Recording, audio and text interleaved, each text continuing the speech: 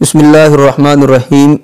ناظرین، corona vaccine کو لے کر سوشل میڈیا پر ایک بحث چھڑی ہوئی ہے، تو اس بارے میں آج دارالعلوم دیوبند نے اپنا وضاحتی بیان جاری کیا ہے۔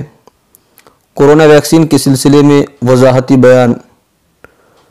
کورونا وائرس کووڈ-19 کے سدباب کے لیے جس ویکسین کے ایجاد اور استعمال کیے جانے کے سلسلے میں بیرون ممالک سے خبر موصول ہو رہی ہیں، وہ ویکسین ابھی تک ہندوستان میں عمومی طور پر دستیاب نہیں ہے اور اس کے اجزائے ترکیبی کے سلسلے میں بھی کوئی معتبر صراحت سامنے نہیں آئی ہے۔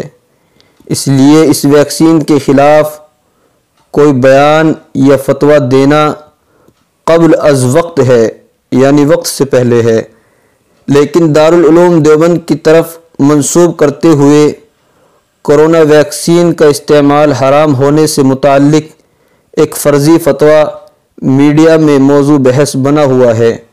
اس سلسلے میں وضاحت کی جاتی ہے کہ کورونا ویکسین کی بابت جواز اور عدم جواز کا کوئی فتویٰ یا ضابطہ یا بیان دارالعلوم دیوبند کی جانب سے جاری نہیں کیا گیا ہے۔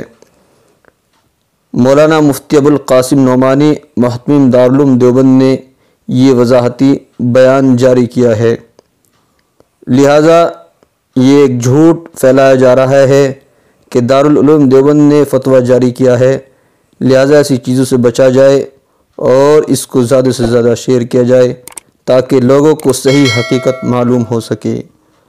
وآخر دعوانا الحمدللہ رب العالمین۔